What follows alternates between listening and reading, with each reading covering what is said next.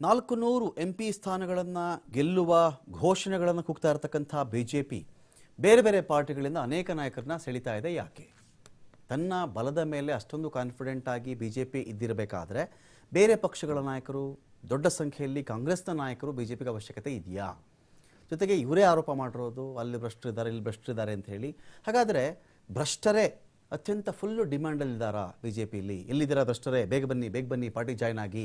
ಇಂಥ ಸನ್ನಿವೇಶವನ್ನು ದೇಶಾದ್ಯಂತ ನಾವು ನೋಡ್ತಾ ಇದ್ದೀವ ಅಂತ ಅಶೋಕ್ ಚೌಹಾಣ್, ಮಹಾರಾಷ್ಟ್ರದ ಮಾಜಿ ಮುಖ್ಯಮಂತ್ರಿ, ಇವರು ಇದ್ರ ಮೇಲೆ ಆರೋಪ ಇರೋದೇನು ಅಂತ ಹೇಳಿದ್ರೆ, ಆದರ್ಶ ಹೌಸಿಂಗ್ ಸೊಸೈಟಿ ಹಗರಣದಲ್ಲಿ ಒಂದಲ್ಲ ಎರಡಲ್ಲ ಸಾವಿರಾರು ಕೋಟಿ ಲೂಟಿ ಮಾಡಿಬಿಟ್ಟಿದ್ದಾರೆ ಅಂತ ಅಲ್ವಾ?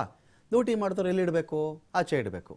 ಅಥವಾ ಕಾಂಗ್ರೆಸ್ ಪಾರ್ಟಿಲೇ ಇದ್ದರೆ ಅದನ್ನು ಬ್ಲೇಮ್ ಮಾಡೋಕ್ಕಾದರೂ ಇಟ್ಕೋಬೇಕು, ನೋಡಿ ನಿಮ್ಮ ಪಾರ್ಟಿಲಿ ಇಂಥವ್ರಿದ್ದಾರೆ ಅಂತ ಹೇಳಿ. ಆದರೆ ಇದೇ ಅಶೋಕ್ ಚೌಹಾಣ್ ಅವರನ್ನು ಆಲ್ರೆಡಿ ತಮ್ಮ ಪಾರ್ಟಿಗೆ ಸೇರಿಸ್ಕೊಂಡಾಯಿತು.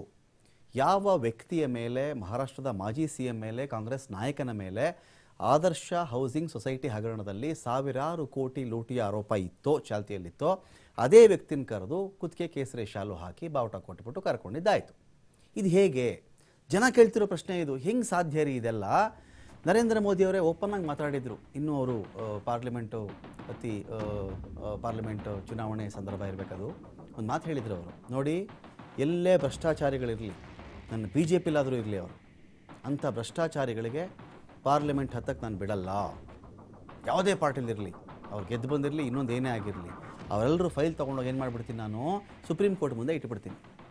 ಯಾರಾದರೂ ಭ್ರಷ್ಟಾಚಾರ ಮಾಡಿದ್ದು, ಮೋಸ ಮಾಡಿದ್ದು, ಕ್ರಿಮಿನಲ್ ಕೇಸ್ಗಳಿದ್ದು, ಇನ್ನೊಂದಿದ್ದು ಮತ್ತೊಂದಿದ್ದರೆ ಅಲ್ಲಿ ಸುಪ್ರೀಂ ಕೋರ್ಟ್ ಕಡೆಯಿಂದ ಕ್ಲೀನ್ ಚಿಟ್ ಅಥವಾ ನಿರ್ದೋಷಿ ಎನ್ನುವ ಒಂದು ತೀರ್ಪನ್ನು ತಗೊಂಡು ಬಂದರೆ ಪಾರ್ಲಿಮೆಂಟ್ ಒಳಗಡೆ ಎಂಟ್ರಿ, ಇಲ್ಲದೇ ಇದ್ದರೆ ಬಿಡಲ್ಲ ಅಂತ. ಈಗೇನಾಗಿದೆ, ಭ್ರಷ್ಟಾಚಾರಿಗಳಿಗೆ ಮೊಟ್ಟ ಮೊದಲ ಪ್ರಿಫರೆನ್ಸ್ ಪಾರ್ಲಿಮೆಂಟ್ ಒಳಗಡೆ ಹೋಗೋಕ್ಕೆ ಅಂತ ಆಗ್ಬಿಟ್ಟಿದೆಯಾ ಗೊತ್ತಿಲ್ಲ. ಎಲ್ಲರೂ ಹೇಳ್ತಿದ್ರು. ಈಗ ಜಯರಾಮ್ ರಮೇಶ್ ಈಗಷ್ಟೇ ಮಾತಾಡ್ತಾ ಇದ್ರು, ಏನು ಕಥೆ ಇದು? ಒಂದು ವಿಶೇಷವಾದಂಥ ವಾಷಿಂಗ್ ಮಷೀನ್ ಇದೆ ಅವ್ರ ಬಳಿಯಲ್ಲಿ. ಬೇರೆ ಪಾರ್ಟಿಯವರೆಲ್ಲರೂ ಹಗರಣಕೋರರು, ಭ್ರಷ್ಟಾಚಾರ ಮಾಡಿರುವವರು. ಆದರೆ ಅಂಥವ್ರನ್ನೇ ಹುಡುಕಿ ಕರ್ಕೊಳ್ತಾ ಇದ್ದಾರಲ್ಲ. ಹಾಗಾದರೆ ಈ ಪಾರ್ಟಿ ಏನಿವಾಗ? ಅಥವಾ ಸುಮ್ಮನೆ ಇರೋ ಎರಡೇ ರೀಸನ್ ಇಲ್ಲಿ. ಸುಮ್ಮನೆ ಹೇಳ್ತಿರ್ಬೇಕು ಇವರು, ಆ ಥರದ ಹಗರಣನೇ ಇವರು ಮಾಡಿಲ್ಲ ಅಂತ ಹೇಳ್ತಿರ್ಬೇಕು. ಸುಮ್ಮನೆ ಇವ್ರನ್ನ ED ರೈಡ್ ಮಾಡಿಸ್ತಿರ್ಬೇಕು, ಸುಮ್ಮನೆ IT ರೈಡ್ ಹಾಕ್ಸ್ತಿರ್ಬೇಕು, ಸುಮ್ಮನೆ CBI ವಿಚಾರಣೆ ಆಗ್ತಿರ್ಬೇಕು ಅಲ್ವೇ? ಇಲ್ಲ ಅಂದರೆ ನಿಜವಾಗ್ಲೂ ಅವ್ರು ಮಾಡಿದ್ದಾರೆ ಅಂತ ಅಂದ್ಕೊಳ್ಳೋಣ. ಆಯ್ತಪ್ಪ, ನಿಜವಾಗ್ಲೂ ಇಂಥ ಒಂದು ಹಗರಣದಲ್ಲಿ ಅವ್ರ ಹೆಸರು ಕೇಳಿ ಬಂದಿದೆ, ತಪ್ಪು ಮಾಡಿದ್ರೆ ಅಂತ ಅಂದ್ಕೊಳ್ಳೋಣ, ಕೊಡ್ತೀರಿ ಬರಲಿ. ಅಂಥವ್ರು ಯಾಕೆ ಬೇಕು ಇವ್ರಿಗೆ? ಬೇರೆ ಪಾರ್ಟಿಲಿದ್ದರೆ ಹೇಳೋಕ್ಕೆ ಈಸಿ ಅಲ್ವೇ? ಯಾಕೆ ಕರ್ಕೊಳ್ತಾ ಇದ್ದಾರೆ? ಹಾಗಾದರೆ ಈ 400 ಸೀಟ್ ಆಚೆ ಗೆದ್ದು ಬಿಡ್ತೀವಿ ಅಂತ ಮಾತು ಹೇಳ್ತಿದ್ದಾರಲ್ಲ ಪಾರ್ಲಿಮೆಂಟಲ್ಲಿ ಈ ಬಾರಿ, ಇದು ಸುಳ್ಳ? ಅಥವಾ ಆ ರೀತಿ ಅವ್ರು ಮಾಡಬೇಕು ಅಂತ ಹೇಳಿದ್ರೆ ಯಾವುದೇ ಪಾರ್ಟಿಯಲ್ಲಿ ಯಾವುದೇ ಕಳಂಕ ಹೊತ್ತಿರ್ತಕ್ಕಂಥ ನಾಯಕ ಇವ್ರ ಪಾರ್ಟಿ ಬಂದು ಸೇರಿಕೊಳ್ಬೇಕಾ? ಇನ್ನೊಬ್ಬರು ನೋಡಿ, ನಾರಾಯಣ ರಾಣೆ, DCM ಮಹಾರಾಷ್ಟ್ರ. ಏನು ಆರೋಪ ಅಂತ ಹೇಳಿದ್ರೆ, ರಾಣೆ ಕುಟುಂಬದ ಕಂಪನಿಗಳಿಂದ 300 ಕೋಟಿ ರೂಪಾಯಿ ಅವ್ಯವಹಾರ ಆಗಿದೆ ಅಂತ. ಯಾಕಪ್ಪ ಸೇರಿಸ್ಕೋಬೇಕು ಇವ್ರನ್ನ ಯಾಕಪ್ಪ ಕರಿಬೇಕಾಗಿತ್ತು? ಏನಕ್ಕೆ ಬೇಕು ಇವ್ರಿಗೆ ಆಫರ್ ಯಾಕೆ? ನಾರಾಯಣ ರಾಣೆ ಅವ್ರಿಗೆ 300 ಕೋಟಿ ರೂಪಾಯಿ ಸ್ಕ್ಯಾಮಲ್ಲಿರ್ತಕ್ಕಂಥ ವ್ಯಕ್ತಿ, ಆರೋಪ ಅವ್ರ ಮೇಲೆ ಕೇಳಿ ಬಂದಿದೆ. 300 ಕೋಟಿಗಳ ಅವ್ಯವಹಾರ. ಸೊ ಇಂಥವ್ರಿಗೂ ಒಂದು ಆಫರ್ ಬರುತ್ತೆ. ಇಂಥವ್ರ ಮೇಲೂ ಕಣ್ಣು ಹಾಕುತ್ತೆ BJP ಅಂದರೆ ಯಾಕೆ? ಇದೊಂದು ಪ್ರಶ್ನೆ. ನೋಡಿ, 300 ಕೋಟಿ DCM ಮಹಾರಾಷ್ಟ್ರ, ನಾರಾಯಣ ರಾಣೆ. ಇಂಥವ್ರನ್ನ ಸೇರಿಸ್ಕೋಬೇಕು ಅಂತ ಹೇಳಿದ್ರೆ, ಇಂಥವ್ರನ್ನ ಕರಿಬೇಕು ಅಂತ ಹೇಳಿದ್ರೆ ಅವರೇ BJPಗೆ ಫೇವ್ರೇಟ್, ಅತ್ಯಾಪ್ತರ, ಅವರು ಅತ್ಯಂತ ಬೇಕಾಗಿರ್ತಕ್ಕಂಥ ವ್ಯಕ್ತಿನ ವಾಂಟೆಡ್ ಸ್ಕ್ಯಾಮ್ಸ್ಟರ್ಸ್ ನೀಡೆಡ್. ಇದಾ ಹಗರಣದಲ್ಲಿ ಆರೋಪ ಹೊತ್ತಿರ್ತಕ್ಕಂಥವರು BJPಗೆ ಇಷ್ಟೊಂದು ಆಪ್ತರಾಗಬೇಕಾ ಅಂತ ಎಲ್ಲ ಪಾರ್ಟಿಗಳಿಂದನೂ ಕೂಡ ಕೇಳ್ತಾ ಇದ್ದಾರೆ. ಹಿಂದೆ ನಮಗೆ ತೆಲಂಗಾಣದ ನಾಯಕರು ಕೂಡ ಕೇಳಿದರು. ಚಂದ್ರಶೇಖರ್ ರಾವ್ ಅವರು ಕೂಡ ಒಂದು ದೊಡ್ಡ ಪ್ರೆಸ್ ಮೀಟ್ ಮಾಡಿ ಹೇಳಿದರು, ನೋಡ್ರಪ್ಪ ಇವರೆಲ್ಲ ಹಿಮಂತ ಬಿಸ್ವಾ ಶರ್ಮಾ, ಮತ್ತೊಬ್ಬರು ಇವ್ರ ಮೇಲೆ ED ರೇಡ್ ಆಗಿತ್ತು, 15 ದಿನ ಜೈಲಿಗೆ ಅಂತಿದ್ರು, ವಿಚಾರಣೆ ಅಂತಿದ್ರು. ಅವ್ರು ಬಂದಿಲ್ಲಿ ಸೇರ್ಕೊಂಡು ತಕ್ಷಣ ವಾಷಿಂಗ್ ಮಷೀನ್ ಎಲ್ಲ ಕ್ಲೀನ್ ಆಗಿಬಿಟ್ರು. ನೋಡಪ್ಪ, ಎಲ್ಲರೂ ಆಲ್ಮೋಸ್ಟ್ ಎಲ್ಲ ಕ್ಲೀನ್ ಆಗಿಬಿಟ್ರು. ಅವ್ರ ಪಾರ್ಟಿಗೆ ಹೋದ ತಕ್ಷಣ CM ಬೇಕಾದ್ರೂ ಆಗಿಬಿಡ್ತಾರಪ್ಪ. ಅಲ್ಲಿ ಏನಂದರೆ ಬೇರೆ ಪಾರ್ಟಿಲಿದ್ದಾಗ ಮಾತ್ರ ರೇಡು, ಅವ್ರ ಪಾರ್ಟಿಗೆ ಹೋದ ತಕ್ಷಣ ಆ ವಿಚಾರಣೆ ಕೂಡ ಮುಟ್ಟಲ್ಲ, ಆ ಫೈಲಲ್ಲೇ ಧೂಳು ತಿಂತ ನಿಂತಿರುತ್ತೆ ಅಂತ. ಚಿತ್ರಾ ವಾಘ್, NCP ಲೀಡರ್ ಆರೋಪ. ಚಿತ್ರಾ ವಾಘ್ ಅವರ ಪತಿ ಕಿಶೋರ್ ವಾಘ್ ರೆಡ್ ಹ್ಯಾಂಡೆಡ್ ಆಗಿ ACB ಬಲೆಗೆ ಬಿದ್ದಿದ್ರು.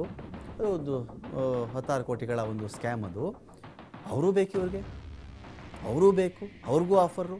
NCP ಲೀಡರು, ಅವ್ರಿಗೂ ಒಂದು ಆಫರ್ ಬಂದ್ಬಿಡುತ್ತೆ. ಹೇಗಿದು? ಇದೆಲ್ಲ ಯಾವ ಥರ ಸಾಧ್ಯ? ಜ್ಯೋತಿರಾದಿತ್ಯ ಸಿಂಧಿಯಾ ಆರೋಪ ಏನು? ಕಾಂಗ್ರೆಸ್ನಲ್ಲಿದ್ದಾಗ ವಂಶ ಪರಂಪರೆಯ ರಾಜಕಾರಣ ಮಾಡ್ತಾ ಇದ್ದಾರೆ, ರಾಜಕಾರಣಿ ಇವರು, ಫ್ಯಾಮಿಲಿ ರಾಜಕಾರಣಿ ಅಂತ ಎಲ್ಲ ಒಂದಷ್ಟು ಹೇಳ್ತಾ ಇದ್ರು. ಈಗ ಚೆಕ್ ಮಾಡಿಕೊಂಡ್ರೆ ಅವರು ಜಾಯ್ನ್ ಆಗಾಯಿತು. ಏವಿಯೇಷನ್ ಮಿನಿಸ್ಟರ್ ಕೂಡ ಇರಬೇಕೀಗ ಜ್ಯೋತಿರಾದಿತ್ಯ ಸಿಂಧ್ಯಾ. ಯಾಕಿದು ಇಂಥ ತಾರತಮ್ಯ ಹೇಗೆ? ಯಡಿಯೂರಪ್ಪನವರು KJP ಎಲ್ಲ ಕಟ್ಕೊಂಡಿದ್ದರು, ಆರೋಪ ಬಂದಿತ್ತು, ಜೈಲಿಗೂ ಹೋಗಿದ್ದರು. ಯಡಿಯೂರಪ್ಪನವರು ಜೈಲಿಗೂ ಹೋಗಿ ಬಂದಾಗಿತ್ತು. ಚೆಕ್ನಲ್ಲಿ 2011ರಲ್ಲಿ ಚೆಕ್ನಲ್ಲಿ ಕಿಕ್ ಬ್ಯಾಕ್ ರೂಪದಲ್ಲಿ ಲಂಚ ಪಡೆದಂಥ ಕೇಸಲ್ಲಿ ಯಡಿಯೂರಪ್ಪನವರು ಜೈಲು ಮುಖವನ್ನು ನೋಡ್ಕೊಂಡು ಬಂದಿದ್ದಾರೆ. ಪ್ರೇರಣಾ ಟ್ರಸ್ಟ್ಗೆ ಇರಬೇಕು ಅಲ್ವೇ? ಸೊ ಈ ರೀತಿ ಇದ್ದಾಗ ಅವ್ರನ್ನೂ ಸೇರಿಸ್ಕೊಳ್ತಾರೆ. ಅವ್ರನ್ನೂ ಯಾಕೆ ಸೇರಿಸ್ಕೊಂಡ್ರು? ಇವರು ಭ್ರಷ್ಟಾಚಾರಿಗಳಲ್ವೇ? ಅವ್ರು ಆಚೆ ಬೇರೆ ಪಾರ್ಟಿಗೆ ಹೋಗಿದ ತಕ್ಷಣ, ಅವ್ರು ಬೇರೆ ಪಾರ್ಟಿ ಕಟ್ಟಿದ್ರು ಅಂದ ತಕ್ಷಣ ಇದೇ ಯಡಿಯೂರಪ್ಪನ ಮೇಲೆ ಎಲ್ಲ ನಾಯಕರು ಮಾತಾಡಿದರು. ಇನ್ನೊಂದು ನೋಡಿ, ಸುವೇಂದು ಅಧಿಕಾರಿ ಮಮತಾ ಬ್ಯಾನರ್ಜಿಗೆ ಒಂದು ಕಾಲಕ್ಕೆ ರೈಟ್ ಹ್ಯಾಂಡು ವ್ಯಕ್ತಿ ಇದೇ ಸುವೇಂದು ಅಧಿಕಾರಿ. ಇದೇ ಸುವೇಂದು ಅಧಿಕಾರಿ ಈಗ ಇದೇ ವೆಸ್ಟ್ ಬೆಂಗಾಲಲ್ಲಿ ಪ್ರತಿಪಕ್ಷದ ನಾಯಕ. ಮಮತಾ ಬ್ಯಾನರ್ಜಿಯವರ ಬಲಗೈ ಬಂಟ. ಮಮತಾ ಬ್ಯಾನರ್ಜಿ ಮೇಲೆ ನಿಲ್ಲಿಸ್ಬಿಟ್ರು ಎಲೆಕ್ಷನ್ಗೆ ಸುವೇಂದು ಅಧಿಕಾರಿಯನ್ನು. ಆ ಹಗರಣ ಆಗಿದೆ, ಈ ಹಗರಣ ಆಗಿದೆ. ಶಾಸಕನಾಗಿದ್ದಾಗ ಮೀಡಿಯಾದ ಸ್ಟಿಂಗ್ ಆಪರೇಷನ್, ಕುಟುಕು ಕಾರ್ಯಾಚರಣೆಯಲ್ಲಿ ಹಣ ತೆಗೆದುಕೊಳ್ಬೇಕಾದ್ರೇ ಸಿಕ್ಕಿ ಬಿದ್ದಿದ್ರು ಸುವೇಂದು, ಆರೋಪ ಇತ್ತಲ್ವಾ?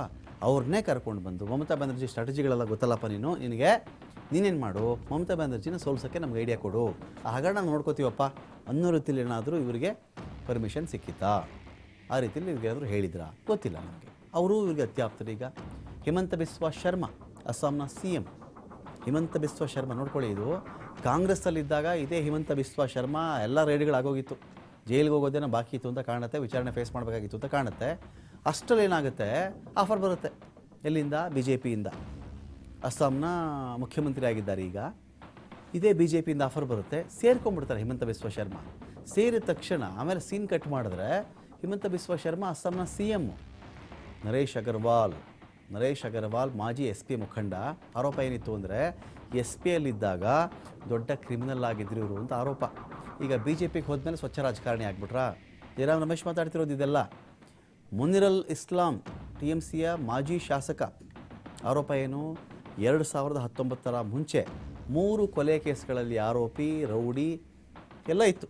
BJP ಸೇರಿಕೊಂಡ ಮೇಲೆ ಏನು ಅಂತ ನೋಡಿದ್ರೆ ಕ್ಲೀನ್ ಹ್ಯಾಂಡ್. 400 ಸೀಟ್ ಗೆಲ್ಲಬೇಕು ಅಂತ ಅಂದುಕೊಂಡಿರೋ ಪಾರ್ಟಿ ಘಂಟಾಘೋಷವಾಗಿ ಹೇಳ್ತಾರೆ. ಬೇರೆ ಪಾರ್ಟಿಗೆ ಹೇಳ್ತಾರೆ ಸರ್ 40 ಗೆಲ್ಲಲ್ಲ, ನೀವು 20ಕ್ಕೆ ಬಂದುಬಿಡ್ತೀರಾ ಅಂತ ಮಾತಾಡ್ತಾರೆ. ಇರಲಿ, ಆದರೆ ಬೇರೆ 20 ಗೆಲ್ಲೋ ಸೀಟುಗಳ ಕಡೆಯಿಂದ 400 ಸೀಟ್ ಗೆಲ್ಲುವಂಥ ಒಂದು ಪಾರ್ಟಿಗೆ ಯಾಕೆ ಬೇಕು ನಾಯಕರು? 400 ಸೀಟೇ ಗೆಲ್ಲಬೇಕಾದ್ರೆ ಈ ನಾಯಕರು ಇಟ್ಕೊಂಡು ಏನು ಮಾಡ್ತಾರೆ? ದೊಡ್ಡ ಪ್ರಶ್ನೆಯಾಗಿ ಉಳ್ಕೊಂಡ್ಬಿಟ್ಟಿದೆ ಇದು. ಗೌತಮ್ ಗಂಭೀರ್ ಮಾಜಿ ಕ್ರಿಕೆಟಿಗೆ ಆರೋಪ, ರುದ್ರಾ ಬಿಲ್ಡ್ವೆಲ್ ಕನ್ಸ್ಟ್ರಕ್ಷನ್ ಹೆಸರಲ್ಲಿ ಫ್ಲ್ಯಾಟ್ ಕೊಡಿಸೋದಾಗಿ ಹೇಳಿ 100 ಜನರಿಗೆ ಮೋಸ ಮಾಡಿದ್ರು ಅಂತ ಆರೋಪ.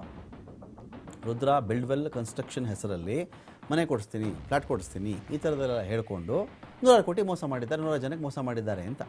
ಇಟಾಲ ರಾಜೇಂದ್ರ TRSನ ಮಾಜಿ ನಾಯಕ. ಆರೋಪ ಏನು ಇಟಾಲ ರಾಜೇಂದ್ರ ಮೇಲೆ? ಅಮಾಯಕ ರೈತರ ಭೂಮಿಯನ್ನು ಕಬಳಿಸಿಕೊಂಡಿದ್ರು ಇವರು ಅಂತ ಘಂಟಾಘೋಷವಾಗಿ BJP ಆರೋಪವನ್ನು ಮಾಡಿತ್ತು. ಆಮೇಲೆ ನೋಡಿದ್ರೆ ಇಟಾಲ ರಾಜೇಂದ್ರ BJPಗೆ ಜಾಯ್ನ್ ಆಗಿಬಿಟ್ರ. ಆಮೇಲೆ ಇಟಾಲ ರಾಜೇಂದ್ರ, ಹಿಮಂತ ಬಿಸ್ವಾ ಶರ್ಮಾ, ಇಟಾಲ ರಾಜೇಂದ್ರ, ಯಾರ್ಯಾರು ಬೇಕು ನಿಮಗೆ? ಸುವೇಂದು ಅಧಿಕಾರಿ, ಎಷ್ಟು ಜನ ಬೇಕು ನಿಮಗೆ? ಎಲ್ಲ ಸಿಗ್ತಾ ಹೋಗ್ತಾರೆ. ಈ ಕಡೆ ಮುನಿರತ್ನ, ಕಾಂಗ್ರೆಸ್ಸಲ್ಲಿ ಇದ್ದಷ್ಟು ದಿನವೂ ಕೂಡ ಮುನಿರತ್ನ ಎಡಗಡೆ ಬಲಗಡೆ ಆರೋಪಗಳ ಸುರಿಮಳೆ.